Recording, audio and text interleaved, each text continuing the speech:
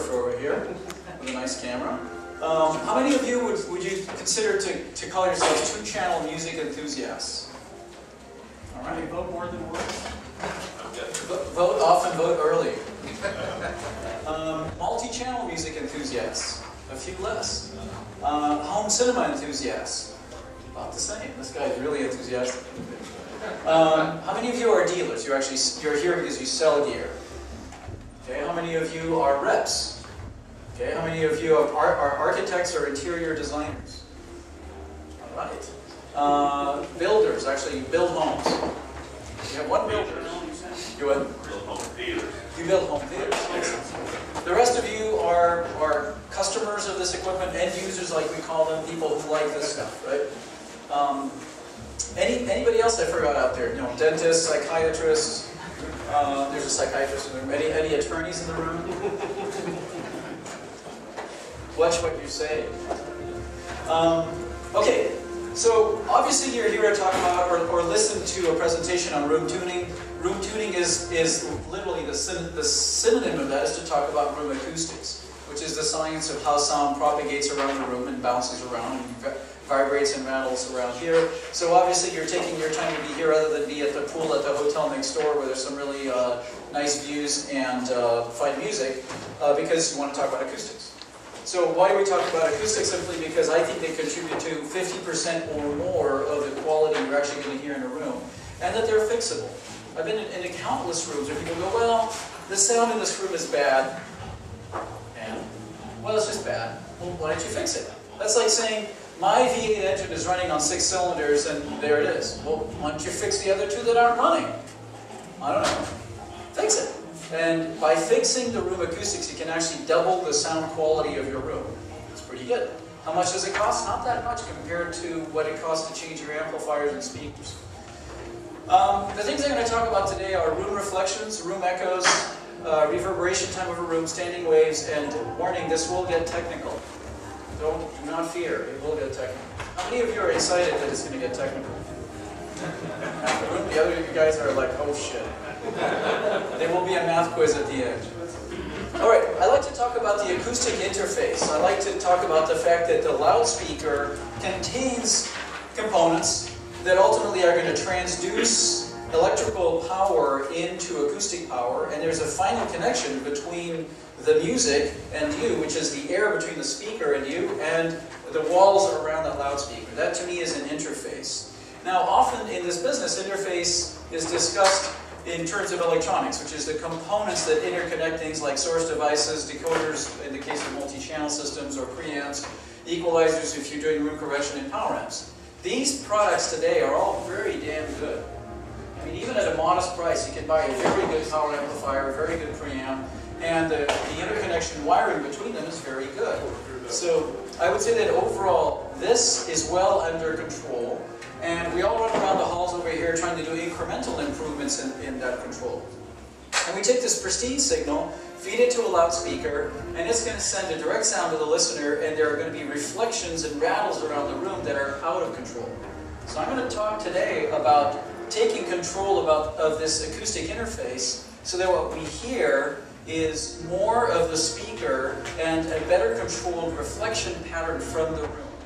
That's how you tune your room, is actually to tailor how the room supports your speaker. The same way as if you get a suit, if you just buy it right off the rack, it's probably not going to look bright, and you tailor it so that it supports your body and makes you look good. Or a dress, or whatever you're into. I myself am into dresses. I'm here from San Francisco. It's a big thing. Get a lot more action that way. So let's talk about this acoustic interface. This is a view from above. So is this. This is you, receding hairline, glasses, and enjoying the clouds. It's also me. So seen from above, imagine a direct sound from a speaker that would be a nice round bell tone. Boom. There's a direct sound from the speaker to you, and because today's speakers, both in pro audio and in hi-fi, are wide dispersion speakers that send as much sound out 30 or 45 degrees as they do send on axis. There's also an off-axis sound, and that off-axis sound is going to arrive slightly late compared to the direct sound, and those two sounds are going to make The same sound you'd get if you had two identical bells ringing together. I don't know if you ever heard that. Instead of having a bell tone, you now have these beat patterns. Where instead of getting boom, you get boom, boom, boom, boom, boom, boom. Anybody ever heard that? Okay. Now, why a beat tone? Simply because this sound is delayed compared to the direct sound. And that changes the tone of that bell. Yet it's still only one bell. Now, there's one reflection. There's another reflection, further clouding of the sound. Other reflections, further clouding of the sound. More reflections, further clouding of the sound. And more reflections, and you have a joyous mess. So, this is what ends up entering your ears. You still hear it as a bell. How come? How does it still sound like a bell even though the sound has been repeated 5, 6, 7, 8 times? Because your brain hears the first signal and knows that the others are coming a millisecond or so later. Exactly. So you actually have in your ear brain, most of you actually, there's some people who don't have this as good as others, called regressive phonemia. If you're a normal human being, you have an echo-canceling process in your brain that's so powerful it hasn't yet been mimicked in electronics. We don't know how to do this. And we use the interrelationship of arrival times to the two ears, difference in spectra, some clues visually, some things to go, this is a direct sound, it's hitting my head first, these are reflected sounds, I can hear that I know they're hitting my eardrum, I know they're going to my brain, but I know that those are delayed sounds from reflections, I will ignore them. And that takes brain power. At the end of my day at work, I don't know how you guys are, you know, this guy's an attorney, I'm sure his day is about the same as mine, or a psychiatrist. Man, the life of a psychiatrist. Listen, imagine a life where all day long you listen to people talk about their problems. You get home, and your brain now also has to cancel out the room reflections. It's too much work. Now, one speaker, one set of room reflections, it's okay. Two speakers, two sets of room reflections, usually the brain can still deal with that and get you a pretty good sense of what's going on. What happens when you go to 4, 5, 6, 7 loudspeakers when you talk about multi-channel sound, for those of you who were interested in that? That's where it starts to break down. And that was my experience when I was at Dolby doing some early multi-channel demonstrations and noticing that the room suddenly started to overwhelm with the reflections, the sense of separation between the speakers. Too many different reflections, too many different direct sounds, just kind of go, whoop, can't deal. Can't hear where things are coming from anymore. So, these reflections, some of them are actually useful to us, some of them are detrimental. So let's look at how we make them all useful.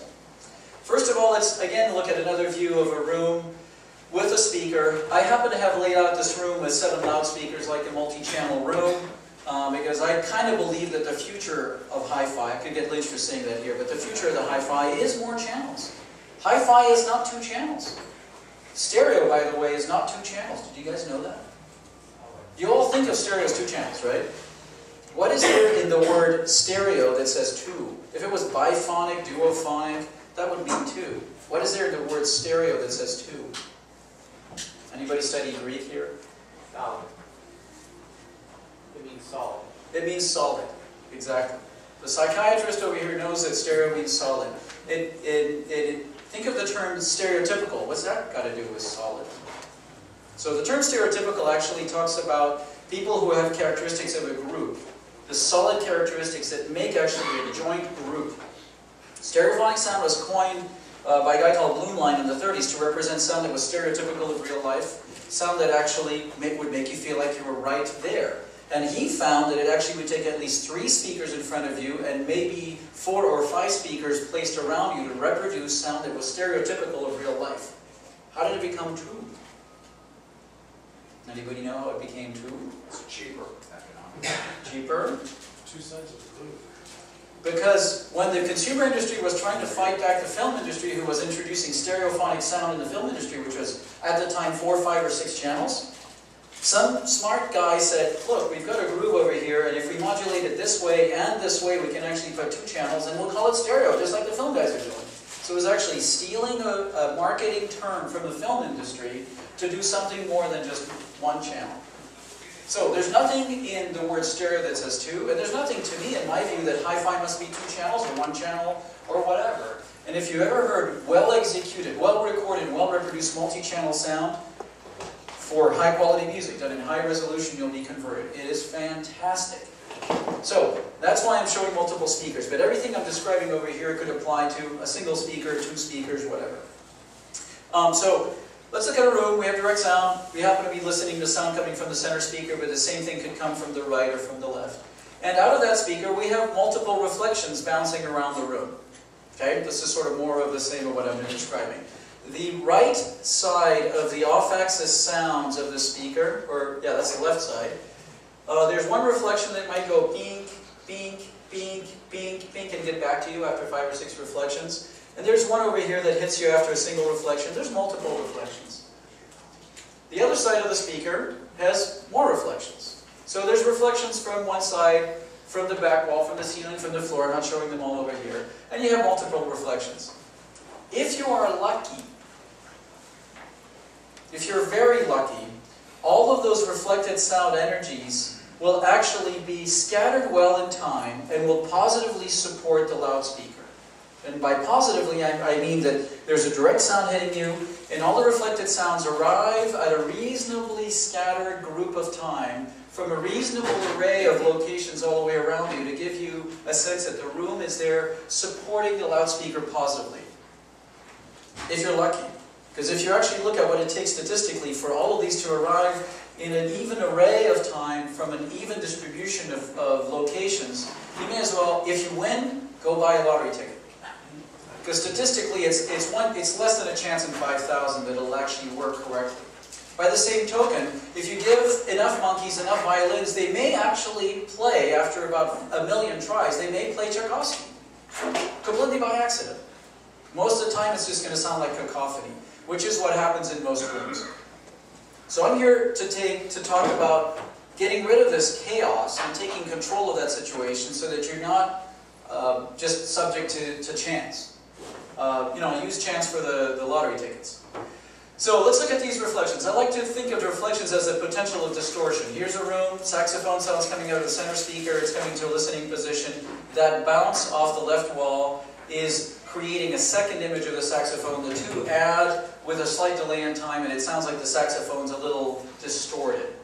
Solutions to that could either be to absorb the sound by putting a fibrous panel on the wall, and thereby just basically stopping the reflection, so there's no reflection, you just hear the saxophone coming from the direct sound, or scattering the sound with what's called a diffuser panel, where you're keeping the sound energy in the room, but you're breaking it into smaller pieces, scattering it around, so that what ends up hitting you is a small portion of the off-axis sound.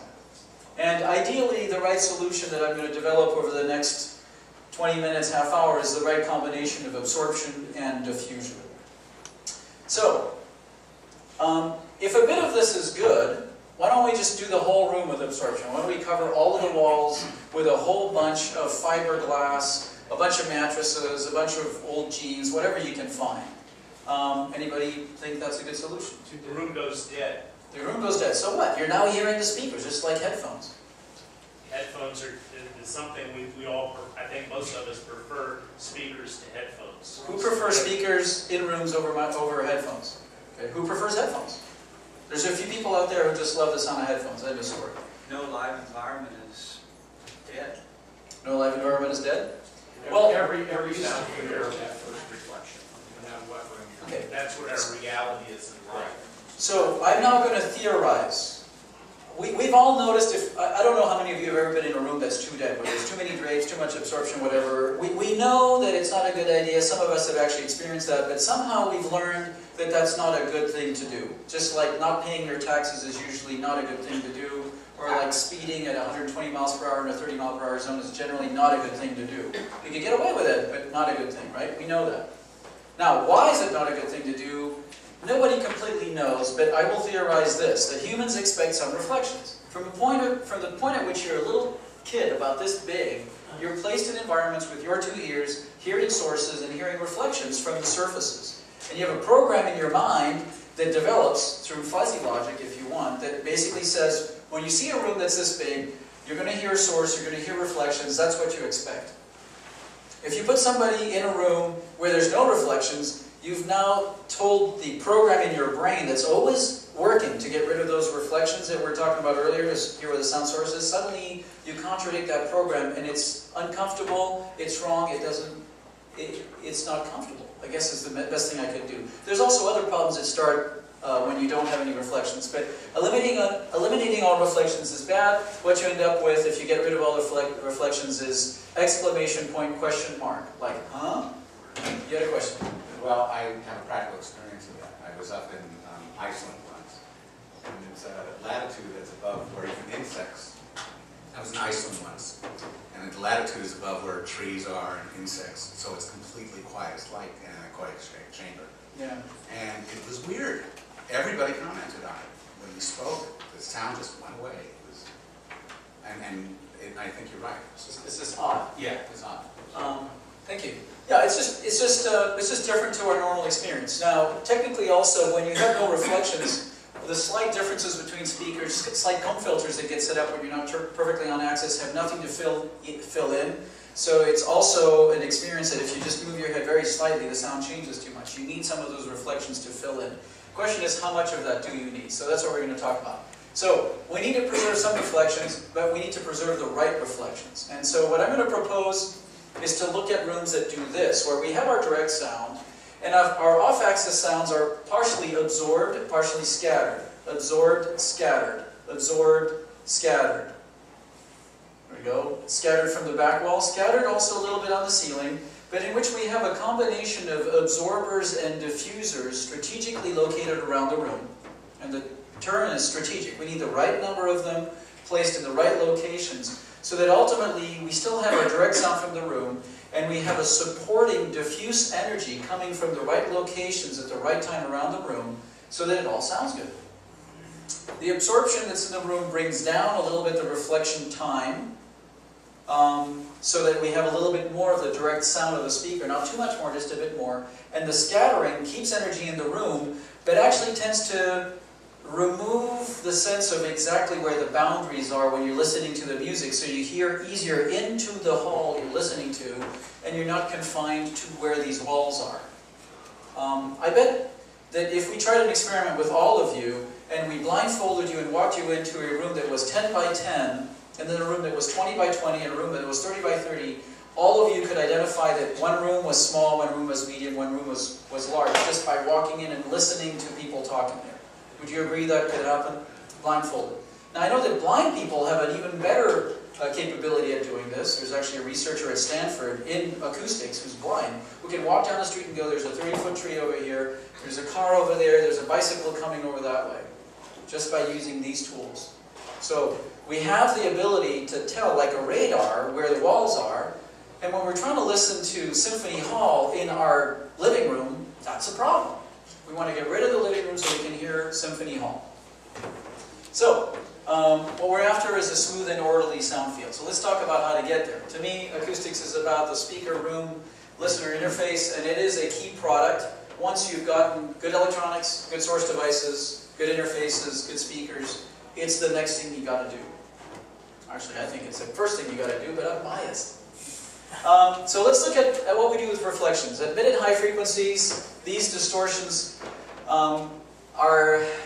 these distortions from the reflections cause a blurring potentially of the image in the room and a spectral imbalance through what's called comb filtering. Have you guys ever heard of comb filtering? Okay, very quickly, I'm going to go into the slightly technical part. You got a speaker seen from above, you got a direct path over to the listener, and a reflected path over here. This takes time t1 to transit from here to here, and time t2 to transit from there to there. Every foot of distance is 1 millisecond of time. So if you're 10 feet away from a speaker, it takes 10 milliseconds to get there. If this is an extra 3 feet, that would take 13 milliseconds. So these are offset in time by 3 milliseconds. If you look at a sound, at a particular sine wave, where after time t1 you get the sound, and it so happens that after time t2 you get a full sine wave of offset in time. It's actually, the time corresponds to a full cycle. The two signals, the direct sound and the reflected sound, will add. You got lucky, you got more energy. When you get less lucky, this can happen. You have a direct sound, it would be this signal wave, this could be 500 hertz, and the same offset in time over here puts this signal delayed, but it's now out of phase with the original sound. Can you see that from all the way over there? Okay. So these two signals are going in opposing directions in terms of their acoustic pressure, and what you get is a hold. You get a cancellation. So depending on the distance between the speaker, the wall, and the listener, the cancellations could be at some frequencies, the peaks, the additions could be at other frequencies, and all of those depend on just that distance relationship. This chart is called a comb filter because it shows conditions of addition and conditions of cancellation at different frequencies, and this looks like the teeth of a comb. So it's called a comb filter. You take a signal, you delay it by some amount of time, you add it back into itself, and it sounds like it's coming down a tunnel. It has that kind of tubular character to it. And it can change in pitch depending on how close the speaker is to the wall. Is this a problem? It's a problem. It's a problem because the sound you want to hear is on the source material, all the frequencies, all the notes are there, and you could actually cancel out a certain note. Like middle A of your piano could be right here, and it could be pulled down 6 or 7 or 10 dB from the main sound, and it could be missing. So we want to mitigate this, and we want to make sure it's under control. So, interesting thing to note is in a typical listening room, at the main seat, 12 feet away from a speaker, if the room is untreated, you listen to a lot more reflected sounds than direct sound. Because this is one vector of sound energy, and that has the same level and hits you from over here. That has the same level, hits you from there. By the time you get out to 60 degrees, it's maybe down 3 decibels, which is not that much. But all of these blue arrows contribute more sound energy off axis from the room than the direct energy. So we gotta do something to control this. There's more reflected energy than direct energy in a typical listening room. Is that because most people sit too far away from the primary speakers? So is that because most people sit too far away? You know how in a typical room, so a typical living room, I'm not talking about a room necessarily with marble and glass and hard walls. I'm talking about a room that would be normal with furniture, maybe some drapes. In a room like that, do you know how close you'd have to be so that the direct energy matched the reflected energy? The equilateral triangle position. If each of the front speakers is 2 ends of an equilateral triangle, I want to sit at the third apex. Okay, so if the two speakers are 2 feet away from you, then you're sitting 2 feet. The If they're speakers 20 are 10 feet apart, Yeah. then I want my ears to be 10 feet from each of the 2 primary speakers. So, interesting little tidbit. In most rooms, talking about a 300 square foot room, typical living room environment, past 6 feet, you are listening to more reflected sounds. Past 6 feet. So, near field, somebody mentioned the word near field, which is what a lot of recording studio guys do, which is they sit 4 feet away from the speaker and they hear nothing but the speaker. You're just hearing mainly the speaker, not reflections. Anything past 6 feet, you're hearing more of the room than the direct sound.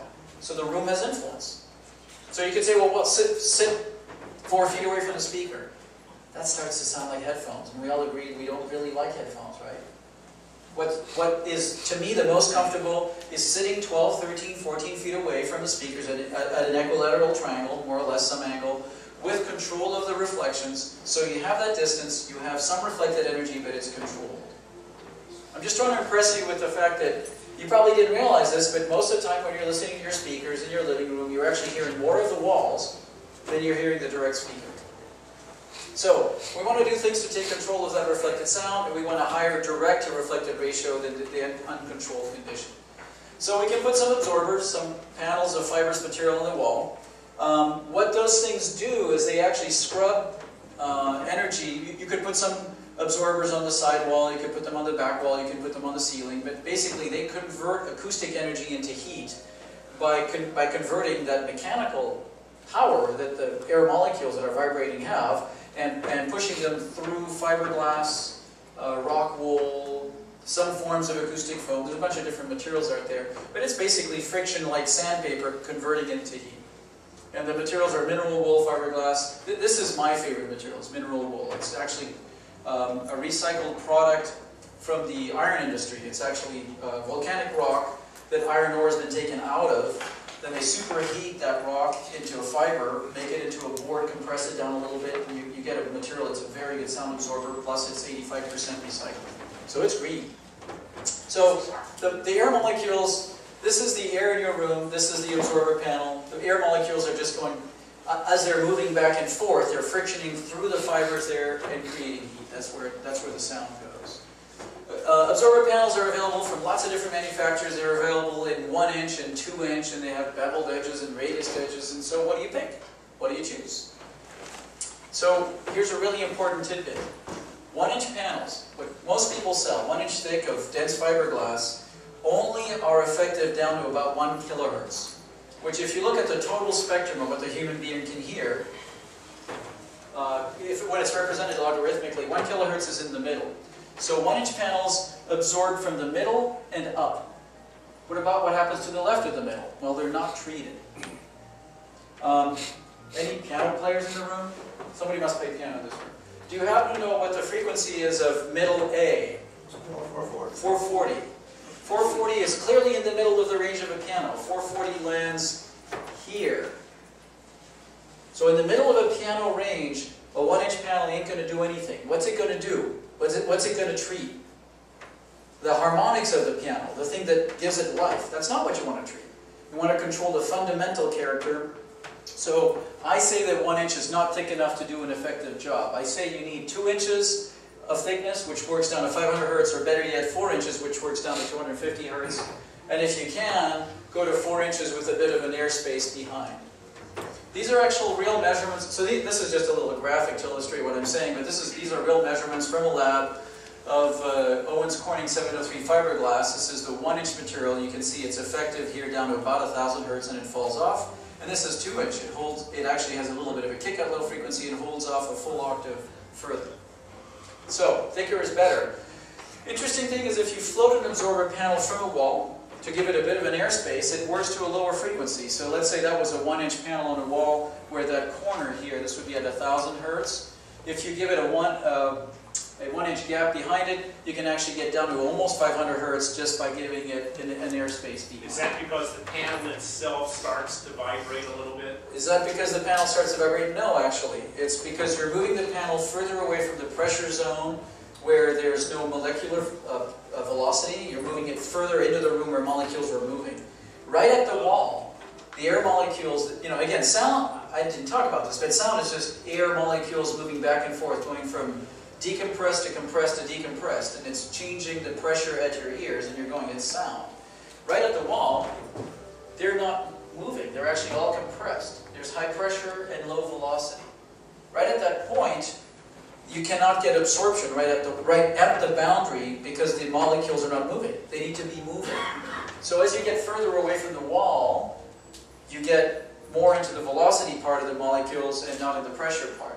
And as the wavelength gets longer, you got to get further and further away from the wall before you get an effectiveness. How far are you taking it off the wall? Yes. If you want really good sound, How far? you want to go 6 inches. Now, the way you get 6 inches is you either get 6 inches of fiberglass, or you do a 2 inch panel with a 2 or 3 inch gap behind it, or my favorite way to do it is a 4 inch medium density rock wool panel with a 2 inch gap behind it. And in that air gap, you can either put lights, sometimes people just light up the area behind it, or just have an air gap. Yes? You might be getting to this, but is that air gap principle going to hold as you get into lower frequencies like 100 hertz? So the question is, does the air gap hold? Yeah, the air gap does work. The air gap is all about getting low frequencies to be treated. And if you take a 4 inch rock wool composite panel and put a 2 inch air gap, that'll work almost down to 120, 150 hertz. Below that, you start getting into other problems in the room that are not treated by friction, they're treated by another solution, which I'll get to. Is that a question? I'll stick around. Stick around. I'm not going anywhere.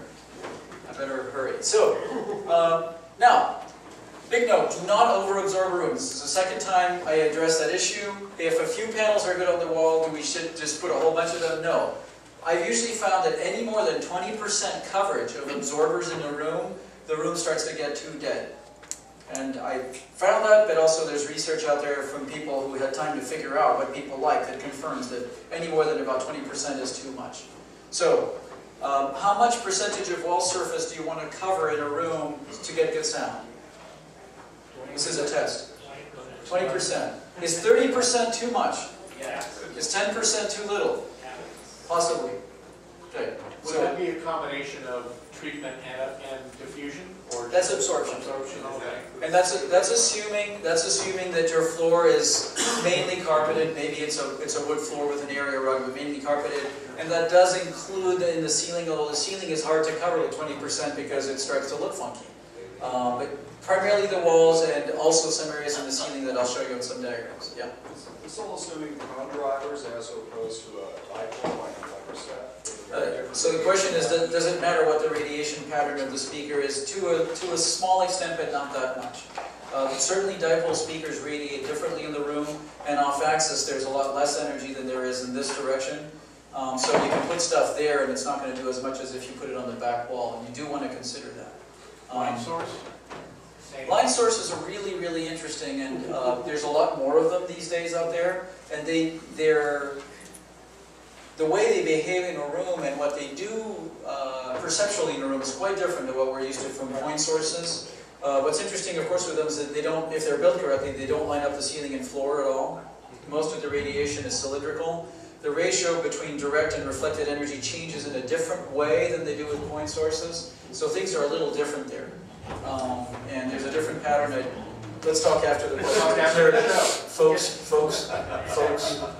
there is another event after this, and I know Tony's got a pretty good presentation and a lot remaining, so let's try to hold the questions. Great questions. So now I'll be the first one to say that the stuff is ugly. Okay, you're putting these panels on the wall. If you can, when you're designing a pretty room, consider hiding these things behind a stretch fabric wall, also known as an upholstered room. And this room could be an upholstered room. I don't know what's behind here, but you could actually design a room to where these are acoustically transparent fabric surfaces that you put absorption and diffusion behind. You can hide it all. When your guests come over, they're not looking at an acoustic slab, unless you like to impress them with that. Okay. Some people use draperies for their absorption. I'm not a big fan of those because they're uneven and they're unreliable, and it all depends on the kind of materials you're using. And if you're really serious about your music, you want to use a material that you know is going to behave the same way every day. If you don't have any other choices than drapery, then go ahead and use heavy velour, heavy materials, because thin ones that are light aren't absorptive at all. Okay. Low frequencies have a particular issue, which is, I mentioned that, you take a 1-inch panel works down to 1 kilohertz, 4-inch panel works down to 250 hertz, 4-inch on a 2-inch gap you get down to about 150 hertz, and then below that you need to do something. A lot of people treat only the high frequencies and the room's just freely booming around at the lows. You got to do something. If you wanted to go all the way down to 50 or 60 or 100 hertz, you're going to need to have really thick materials if you use fibrous solutions. And there's other solutions called resonators that control the low frequency. The idea with the resonators is rather than use fibrous friction, you use, actually maybe go forward and go back. I don't know if you guys can see this, but the concept is to use a perforated board with a cavity behind that board that's sealed and maybe a little bit of damping inside that cavity using fiberglass or other materials. And this ends up being an actual low frequency absorber in a relatively compact environment. So you can make a box that's 4 inches deep that absorbs down at 100 hertz. It's not very wide band, but it can be tuned to absorb right where your panels stop working, and it doesn't have to be too thick. If you want to know how to design it, here's an equation that expresses how to do that. Take pictures, look it up. There's plenty of resources on the internet for designing what's called sometimes Helmholtz absorbers or perforated absorber boxes. But the low frequency is not well addressed by regular fibrous panels, not for technical reasons, just for aesthetic reasons. They just end up having to be this thick. Okay, let's talk about scattering. Diffusive materials can be purpose-built panels or bookcases. They can be on the side walls, they can be on the back walls, they can be on the ceiling. My view is they should actually be scattered the scattering devices should be scattered evenly around the room, along with absorption. I've tried all kinds of combinations, read all kinds of information in the literature, and overall, that's the best solution, is don't just put them all in one area, just interleave them with absorption. So that's what I'm saying here. Balance the amount and the location of diffusion and absorption. Now, diffusers can be grouped into largely two species. One that I'm going to call 2D, which is actually I'll show you this diagram. This would be a 2D diffuser, a cylindrical surface that a sound vector hitting it would get scattered over a plane. You can imagine that on a semi-cylinder it would do that. But also some slotted diffusers, like the ones that RPG's made for years. That's also a 2D diffuser. They call this 1D, but I'm calling it two-dimensional because it's scattering a single vector into a plane. A 3D diffuser, this is an example of a 2D diffuser we make, which is a big, beautiful wooden box. It's also, interestingly enough, a Helmholtz absorber. You can't see it here, but there's slots. So it's a low-frequency absorber and a diffuser, 2 for 1. These are 3D diffusers. You can imagine that a pyramid would be a 3D diffuser. Sound that hits it would get scattered into four main vectors. This is a 3D diffuser from a company called ART, if I remember right. Sound that hits this gets scattered as a hemisphere. So one vector hits it, it turns into a three-dimensional sound space. I call this a 3D diffuser. These are diffusers from RPG. So, generally speaking, let me go back over here. I like to put 2D diffusers towards the front of the room along the side walls, where the side energy of the speaker is going to keep the energy on the horizontal plane. So imagine I'm a right loudspeaker, I'm going to send some direct sound to you, and the energy hitting the wall, some of it's going to get absorbed, some of it is going to get scattered and stay in the horizontal plane, creating a lot of lateral energy, which gives you a sense of spaciousness. Would that be called your first reflection? It may be the first reflection or not. The first reflection would be one, if you put a mirror there, you would see that location. But if it's slightly past the first reflection, it's still going to scatter, and you're going to get some splash from that, even if it's not at the first reflection. 3D diffusers, I tend to like to put further back in the room, so that the sound that passes you in this direction, that hits that, fills in from behind you. So you get a kind of a return from over here, that is, if you go to a concert hall, do you hear reverberation from here, or do you hear it from here? Okay, those who think it's from here go like this. Okay, like this. No. Anybody found that? So that's what you know, imagine going to, any of you guys ever go out to hear music? You like to go to concert halls, the sound is fantastic. I had the great fortune of going to this place in Argentina called the Teatro Colón. Anybody been there, heard about it? Oh my God, somebody designed, you know it? Unbelievable, the sound field in there, unbelievable. So I'm sitting there just listening, you know, it's like beautiful music's playing and I'm just kind of analyzing and going like this, trying to figure out the sound field in there. Clearly, there's some lateral energy going on and there's a sense that somewhere up here there's a delayed return. And by putting 3D diffusers towards the back of the room, you're going to achieve that. If you put them in the front of the room, some of the energy from the lateral off-axis sound of the speaker is going to hit the ceiling and come back to you there, and that does not sound good. That's been demonstrated not to work well. You really want a preponderance of horizontal, decorrelated energy out of the lateral walls in the front part of the room, and three-dimensional hemisphere towards the back of the room. So, 2D placed along the side walls, 3D placed towards the back, both on the lateral walls and on the back walls of the room. Not too many, not too few. This is a diffuser we make. It's a 3D triangular gizmo. This is another one we make, 3D gizmo. There's a bunch of manufacturers that make these things. Go look at what they do. So my company's called MSR Acoustics. We have a line called Dimension 4. Of course, that is the best product you can get. And then RPG is out there making fantastic product. Auralex is good product. Acoustic Innovations, Kinetics, Noise Control. There's a bunch of people that address our needs. They don't necessarily show up at shows like this because they spend a lot of time in the professional and industrial business. But just go seek them out and you'll find good products for you. All right, let's extend this concept of reflections into a particular subset of reflections that I'm going to call echoes, which is reflections that are actually bouncing back and forth between parallel or non-parallel walls. Echoes are not limited to parallel walls, by the way. These multiple reflections tend to cause a zingy sound, and they change the tonal character of a room. Because you're now hearing a sound multiple times, and the slap echo tends to really sustain at higher frequencies, so that energy tends to go whoosh, wing, it just sounds metallic and wrong. The way you detect them is you clap your hands at various locations in the room, listen for echoes, and if preferably you sit at the listening position and you have somebody else go like this. Okay, this room is actually pretty nicely diffused, so there must be something hiding behind that. Where do you have them clapping their hands? Where do you have them clapping their hands? Well, at the speakers is a great place, because then you get to see what the speaker's doing to the room.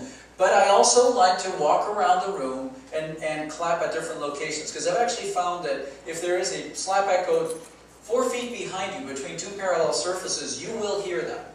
I've tested this on recording engineers listening to their own program material in rooms, where I go, okay, tell me if you hear a difference between this and that. Behind them, I'm putting up an absorption panel to get rid of a slap echo. They can clearly hear it. So it is audible even though it would be back there.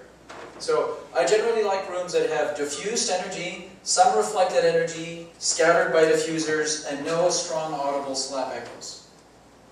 Getting rid of slap echoes is simple. It's more of the absorbers that we've talked about and the diffusers we've talked about. Now, some people build rooms that have odd shapes. That does not get rid of slap echoes. It just moves them to a different place. And this is something that's in the legend. It's still in the books. You'll see a lot of people build these rooms with splayed walls and all that stuff. It does not get rid of slap echoes. It doesn't either get rid of standing waves, which I'm about to talk about. Don't do it. A rectangular room with the right proportions, with a seat location at the right places relative to the walls and the right treatment is actually the best way to go about it. Okay, let's talk about this concept. So I've talked about individual reflections. I've talked about echoes that bounce back and forth in the room. Now let me take the big global view of all of this, which is what happens to the overall set of reflections in a room. I've painted this picture a number of times where you've got a direct sound and multiple reflections going around the room. The sum total of all these reflections I'm going to call either reverberation or the early decay of the room. We've agreed that we want some of it, right? We want some amount of energy that's bouncing around the walls, returning to our ears after the direct sound. And what's important is that the amount and the time and the spectral character, the frequency character of that be just the right amount. Once you know what the right amount is, you can then go figure out how many panels you want and where you put them. Now, what is just right? You could say it's a matter of opinion, where you may like it one way, you may like it another way. But actually, a group of researchers about 15 years ago, 20 years ago, went and did listening tests on human beings in Western Europe and the US and Canada, and said, tell me if you like this better, or this better and that better, in different rooms, trying different acoustical characters for the room, listening to many different types of program material. So, spoken word, orchestral music, jazz, rock, a bunch of different things. And from all of that work established, most people tend to like it this way. Let's look at what the statistical relevance of that is. So what they found is, most people like an even decay of sound. So where there's a direct sound, and the reflections are all evenly spaced over time down to the end tail of the reverb. This represents what would happen if you looked in time to this sound, an impulsive sound, where you would notice an original writing sound and then a reflection, another reflection, another reflection, and they're not grouped together too much. They evenly decay. Most people liked it so that the decay was somewhere between 0.3 and 0.4 seconds depending on room size. So most people tend to like listening in rooms where the sound decays away from the direct sound within about a quarter second, 2.4 seconds, 0.5, half a second for really large rooms. Does that correlate to a specific room size? It correlates to a specific room size. I should pay this guy for being my, thank you. So, what's interesting about this body of research is it was started to try to figure out what's the ideal reverb time for a room. And the theory was that 0.3 is the ideal time, and they were going to try to prove that everybody likes it better at 0.3. The surprise was, no, it depends on room size or room volume. And as it turns out, they found that in smaller rooms, people liked the time closer to 0.2 seconds, smaller rooms being like 150 square feet, so bedroom size. And in larger rooms, like a big, huge living room, like a 500 square foot living room, people liked it more on the 0.4 or 0.5 second side. So the larger the room, the longer the decay time needed to be for people to go, I like it now. And that was a surprise in that research. And what they did is they actually created an empirical equation that links room volume, right here, to the target time. That's the room volume, length with height. If you take a 3,000 cubic foot room, which was about 21 feet by 16 by 9, and you put it on this equation, where if you actually took a room that was exactly 3,532 square feet, cubic feet, which is a little bit larger than what I described, that would be 3532 divided by 3532. You take the cube root of that, you get 1. You multiply by 0.3, you get 0.3 seconds. A 300 square foot room with a 10-foot ceiling sounds best with a reverb decay time of 0.3 seconds. I know it's very technical, but there's actually a way to link what most people are going to like to the room volume. If you're in the metric system, anybody here from outside the country? Anybody think better in meters? Where are you from, sir? Where are you? Central Europe. Central Europe. They think in meters. Look at how much easier this equation is in meters. Just divide by 100. This is a good reason to convert to the metric system. There's a few other reasons too. All right. So bottom line is that you can actually trace a line between room volume and target decay time so that you get good sound. So that a pair of speakers actually sounds good. There's a good balance between articulation and envelopment, and it just feels engaging. Now, not only do you want that reverb time to be that amount at 500 hertz, but ideally you would want that decay time to be even at all frequencies. You put sound into the room and it dies down in 0.3 seconds at 10 kilohertz, at 2 kilohertz, at 100 hertz, all the way up and down, so that there is no bias of any frequency. That's where things get hard. This chart actually shows that ideally you want 0 deviation from the decay time at mid-frequency, but your ear brain can actually tolerate a little bit of shortening at high frequency, so above 4 kilohertz you can actually cut that in half if you want to. And below 100 hertz you can gradually climb up to twice as long of a reverb time without people going, God, that sounds bad. So in a 300 cubic foot room, in a 300 square foot room, 30 square meters, the target time should be about 0.3 seconds for the sound dying out after you put it in the room. And you can actually accept up to 0.6 seconds at low frequency and down to 0.15 at high frequency. Ideally, it would be the same everywhere. And when you get to hear a room like that, you'll notice how easy it is to listen in there. And as you change music, you play track after track after track, it always sounds balanced. So this is what we're going to try to build. Now, in the next 5 minutes, I'm going to tell you how to get there. It's actually pretty easy. You want to use the right amount of frictional absorption for the mids and highs, so these are fibrous panels. You want to use the right amount of low-frequency absorbers for the lows. And you can calculate the amount of those by using one of these 3 equations, the Sabine, Eyring, or Rao-Pouchada's equation. This is what they look like. The Sabine equation is from the 30s. It's good but old, and it looks like this. The decay time you're going to get is 0.049 times the volume of the room in footage, by the way, divided by the total square footage of your materials and an absorption coefficient, as described by the manufacturer of the absorptive material. You have to calculate that across all the frequencies. You're going to get to within about 25% of accurate with this. In the 50s, Eyring came up with this equation. It's more precise. It's an improvement on this that takes the surface area weighted absorption of the materials. And in the mid-80s, a researcher from Barcelona came up with this equation that breaks it into the 3 different axes. And you can do this for from 20 hertz in octave increments all the way up to 20 kilohertz. If you have nothing to do over a long weekend because it's snowing outside, you can do this. There will be a test. There will be a test. That's what Microsoft Excel's for. It's actually not. We built an Excel spreadsheet around this, in which we put 20 different types of materials, where we could decline a certain amount of absorption values in there, so we could actually go, let's put 10%, 50%, and it broke Excel. Crashed Excel. I was like, I can't do it. That's what MATLAB is for. That's what MATLAB is for, exactly. That's what you need. Okay, so you can do this, or you can just trust me that after having built about 450 rooms, we found on average that if you cover about 15 to 20% of the walls with absorptive materials, you're going to get to that. Plus or minus 15%, which is pretty damn close.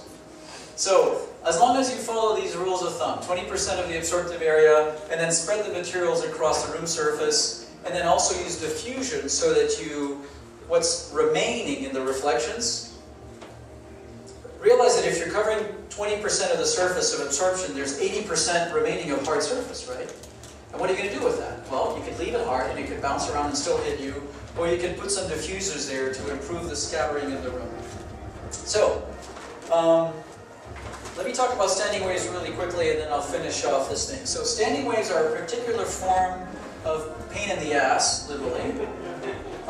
They're waves bouncing back and forth from walls, from one wall to the other, in which the wavelength happens to coincide in the distance between the walls. So this would be a room seen from the side, where a wave is actually twice as long as the room. And here I'm showing it with the wall removed at the end. If there is no wall here and there's a woofer, that wave will continue. But once we close the wall, the wave comes back. But this is at an instant in time. Sound is air pressure that's going up and down and up and down.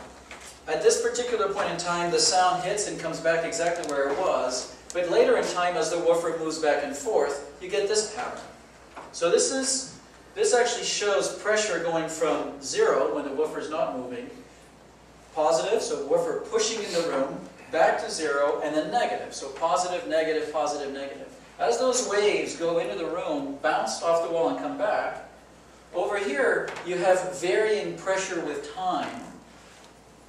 There's another word for varying varying air pressure with time. There's a synonymous word, one word for that. What's that called? Sound. When air pressure changes with time, we say it's sound. All it is the air pressure is changing with time. If it changes 1,000 times a second, it sounds like doo. So here's changing with time. Here's changing with time. What's it doing here? No. There's no change. Canceling out. There's no change of pressure with time. So in a room in which a wave is twice as long as the room, when the room is closed, there'll actually be no sound in the middle of the room. Zilch. And the difference could be, it's never going to be perfectly illuminated, but I've seen rooms where there's 35 decibels less sound right here than there is there. If you happen to, by Murphy's Law, put your couch right there where you're listening, it's going to stink. No bass. No bass. If you take the same wave and make the room very slightly longer, the reflection is going to be in a different place and you get sound. So, standing waves, all rooms will have standing waves. As long as you put walls around the speaker, there's going to be standing waves. The resonance frequencies depend on the room dimensions, the length and the width. And the resonances are bad, but they're really bad if you have resonances this way and that way that happen to be at the same frequencies, which would be a room that's 25 by 25. If a room is 25 by 25 by 25, you get the same resonances in all three directions, and that cancellation in the middle of the room will be really deep, and the peaks other places will be really, really strong. So, this is a case of another variant of that, where the standing waves along the length direction are actually at twice the frequency I just described, but in which the standing wave in the width direction are at the frequency I described. If you happen to be sitting here, where there's a low pressure here from the length direction, and a low pressure from the width direction, you're in a double whammy right here. So this could be 60 hertz. 60 hertz happens to be the frequency of most kick drums. So you could sit at a place in a room, and you could listen to a kick drum sounding like a toy, like no boom. So that's bad. So we want to deal with that. Getting a little bit more technographic about this. This is a sound wave that's twice as long as the room. You can actually represent the resulting sound level in the room. So if a wave is twice as long as the room, when it bounces back, it's going to result. This is not a wave, this is just showing you the loudness in the room. It's loud here, dead here, loud there. Remember how I had that thing that showed the pressure changing with time? Over here, there's no sound. If you take, so that's that condition over there. But if you take a wave that's at a higher frequency, in which the entire wave fits in the room, you'll actually get this condition where you actually get two dips, one at a quarter and one at 3/4. So that's basically a second harmonic of that. If you take a third harmonic of that, where you can fit 1.5 waves into the room, you're going to get 3 dips in the room. And this is 4 times this frequency, where 2 waves fit in there, you're going to get 4 dips in the room. So what do you do with all this mess? One of the things you do is don't sit here, and don't sit here. Now, you could sit here. You could sit here, but the problem of sitting here is you get a peak, but not only a peak, you also get a long decay character.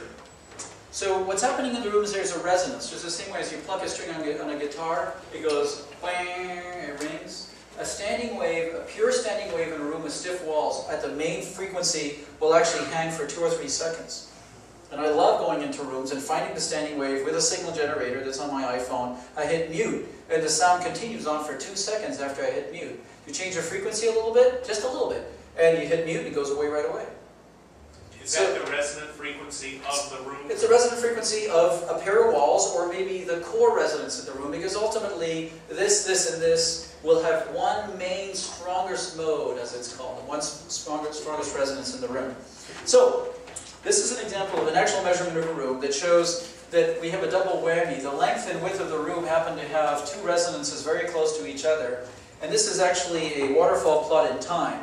This is 12 milliseconds, which is the time it took to go from the speaker to the microphone. And this is 800 milliseconds. At non-resonant frequencies, the sound largely died out after about, I don't know, about 100 milliseconds or so, 100, 200, which is what you want. And over here, these crests just hang on forever. That's a problem, because the instruments that are playing at, in this case, this room at 62 and 64 hertz. At 62 and 64 hertz, whatever those sounds are, they hang forever. And if you look at the time, I mean, almost a second. Think of music with a cadence going, and something's sitting there for a whole second, still playing the note from, 3 orchestras ago. That's bad. So we got to deal with this. Dealing with it could be changing your room dimensions. Sometimes not practical if a room is built. You could move your speaker or subwoofer so that they don't excite the standing wave so much. You can use special absorbers. You can move your seating locations. And ultimately, if you do all of these and equalize, you'll end up fixing all these problems. The best solution is actually dealing with all 5 of these as a group solution. And by the way, if you build a room that's non-rectangular, the problem doesn't go away. It looks fancy, it's more complicated to detect. I don't recommend ever doing this to get rid of standing waves. This doesn't help either. It just complicates the standing waves. If you want to absorb it, it's going to take 5 feet of material if you want to get rid of 50 hertz, so don't do that. You can do what's called resonator panels, which are boxes 4, 5, 6 inches deep with a wood panel on them that are made to ring like a drum. If your room had a problem at 62 hertz, you can build one so that it rings right at 62 hertz. And yes, I'm aware of the time. And that works pretty well. It tends to be a bit unreliable because if it's all made of wood, it will change with temperature and humidity out there. If it's made out of plastics, it doesn't ring quite as well. So it's a little hard to build. You can also build what's called Helmholtz resonators, which are just giant wine bottles that ring at a certain pitch because the port has a ratio of volume here to here. So that works well. It absorbs the energy. And we spent 3 years trying to figure this thing out because we were looking for a solution that was compact and worked all the time. And we came up with this thing called a spring trap. So it's a spring-loaded trap that traps standing waves, grabs them, puts them inside there, kills them. No. It's a combination, actually, of the two things I described, is of a diaphragm and a Helmholtz resonator. If you cut it in 2, it's a triangular box, stands about 4 feet tall, it's about this wide, it's not very big. If you cut it in 2, you'll see a plywood panel that's mounted on 6 precision springs, and that form a volume with an intermediate baffle. There's a port here, and it vents into a second volume. There's a port there that vents into a third volume that vents out the bottom. When this thing sits in the corner of a room where all the standing waves tend to be the loudest, this panel moves with the pressure, and it compresses the air volume in here at the resonant frequency of this volume. And then the air molecules all have to squeeze through this port to vent into the next environment. When they squeeze here, what happens when you take an air volume or a gas volume and you compress it? You guys know what happens? It gets hot. It gets hot. This guy has all the answers. It gets hot. And what happens when it gets hot? Well, you've just taken acoustic energy and you've converted it into heat. You dissipate it out. Now, there's another thing that happens when you try to squeeze a whole bunch of air molecules through a hole is you get friction right at that port. There's actually fluid friction right there from the air molecules trying to squeeze through, so more heat. So since you've been so good, I'm going to give you a gift. This is a calibration disc. It's got about 100 different test tones, a retail value of $99. All the things I'm talking about over here, there's actually test tones in there and a tutorial on how to use them. So just go to chapter 6 and all the tutorials are there. Thanks for all your help. Makes the thing more trouble. You have to ask me questions, or you have to help me along. You have to heckle. So this is actually a combination of a Pistonic and a triple Helmholtz box. Okay, it costs about $800. It's got the port at the bottom. These are actually the test data that shows how it works, but the bottom line is that over 2 seconds, it absorbs all this energy that can be represented this way. This is 30 hertz, that's 100 hertz. It absorbs a lot of energy right where most of the standing waves are in most small rooms. Okay, let me go to the final part of this. This is my funnest part. So this is a layout, from everything I just talked about, this is a layout of a room for a 2-channel or multi-channel that is idealized. Notice it's so idealized that there's only a door here. There's like no windows, no fireplaces, nothing that gets in our way. The ideal listening room. So seen from the top, we have our 3 front speakers, left, center, right. We have side speakers and back speakers. We have a screen over here, which I prefer acoustically transparent woven screens, so they actually just act like grill cloth. Sound goes right through them. They don't affect the sound at all. And from the top, we're going to put some absorber panels between the speakers and the listener to get rid of that first reflection, and some scattering devices behind the listener so that the sounds that pass the listener up that way come back with that sense of energy from up here, scattered energy that's coming from behind you. Then along the walls, we're going to put some absorbers and diffusers, and I'm just going to show that with elevation views. So this is our left or center or right speaker. This is our left wall, our listener over here. And we're going to put on the wall, we're going to put some diffuser panels. These are 2D slotted panels. We're going to put some absorber panels, diffuser panel, absorber panel, 3D diffusers, absorber panels, and these big black ones here are base absorbers, pink, pink. Base absorbers closer to the corners, and not that many absorbers. If you actually look at these 3 panels, they don't take up too much room. And then this interleaving of absorption and diffusion is, again, very important. Hi. Are you the next guy, or are you just walking around with your camera? I know we have to get out of here, so I'm talking fast. This is the other wall. Same concept. Speaker, absorber, diffuser, absorber, diffuser, absorber, diffusers, absorber on the door if you can do it. And then up at elevation, I'm putting some cylindrical diffusers so the energy that's up here above the listening area gets a little diffusion. Sounds better. You actually scatter that.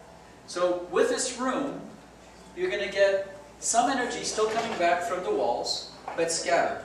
We haven't killed all the reflection, we've just controlled it, scattered it in 2 dimensions here. Right? So along this plane, there's energy traveling back and forth in the room here, and then over here, it's in 3 dimensions, so it's coming back this way to the listener. This is a... Is it about 20% diffusers?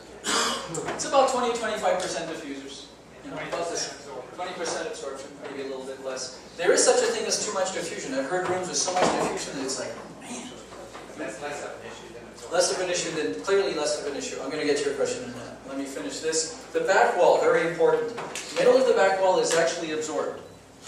The sound that passes you gets absorbed from behind you so it doesn't come back and hit you right back here where it would confuse your listening system. And then to the lateral parts of the back wall, we're going to put some 2D and some 3D diffusion. So that the sound, if I'm a loudspeaker, you're the listener, the sound that passes you over there gets scattered and comes back from the lateral part. So what we have now is a room that's giving us scattered energy traveling horizontally and coming from the back corners at about 150, 160 degrees. Past that, it's absorbed. And all of those things give a psychoacoustic impression of a room that's very neutralized. You still have reflections. It's a room that's comfortable to talk in. We've designed 400 of these rooms. They sound great. The first thing you notice when you just walk in there is like, this is comfortable just to be in and have a conversation. And you light up the speakers and it's like, wow, sounds good. So again, summarizing this whole thing, direct sound, off-axis sound with some absorption, some scattering, interleaved, 2D scattering over here, 3D scattering towards the back. I have one of these gizmos, I should use it. 3D scattering on the ceiling, absorption over here. I couldn't put the panels or else we wouldn't see what's going on. But we have some direct sound, we have some return from the room. And if you actually look at this, it's sort of it's a U-shaped, scattered energy field all the way from around the room. If the panels are thick enough, it's covering down full spectrum. If you use corner-mounted absorbers or those spring traps, it goes all the way down to 30 Hertz. Now for very quick advertising. So I started a company called MSR Acoustics. There's a line called Dimension 4.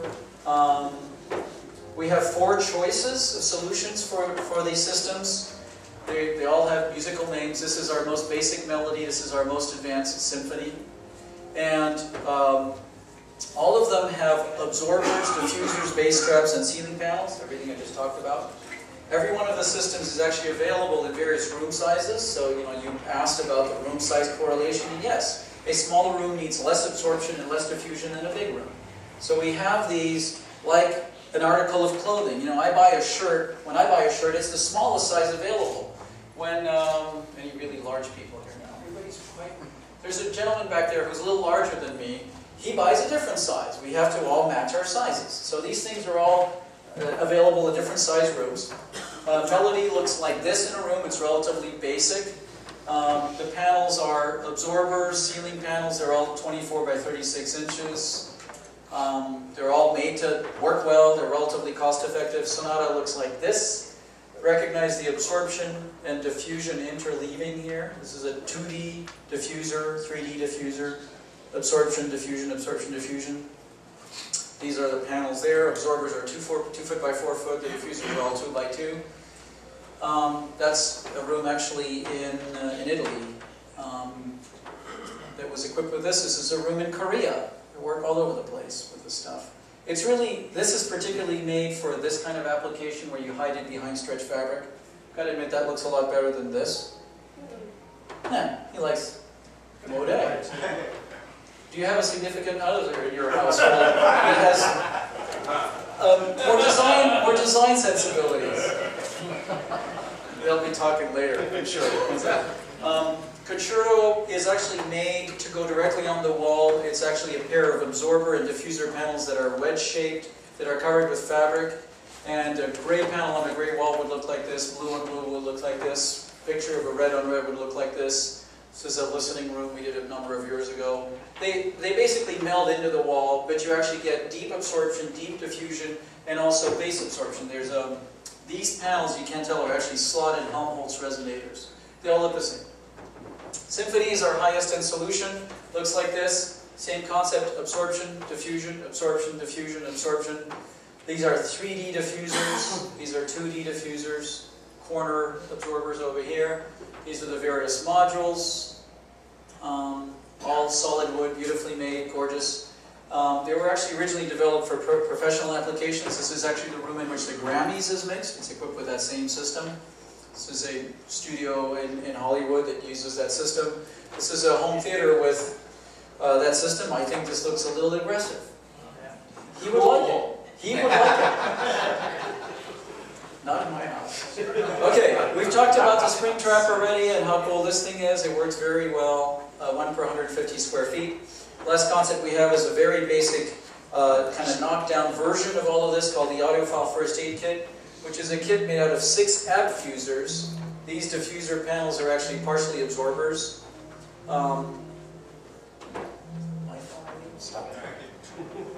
And there's two spring traps, the bass traps, that work very well. This whole thing is about $3,700 retail. It makes a huge difference in audiophile listening rooms, as sort of fixing the core issues that exist in listening rooms, which is standing rate problems and not enough diffusion. Okay, we also have engineering services if you're interested. I would just say make sure that your glorious listening room and your expensive gear does not look like the Tower of Pisa that's going to fall down. And we're here to help avoid those kinds of problems. Okay? And we can do the full study, plan the whole thing out so that it works well. All right, I am done. Thank you so very much. Let's get out of here.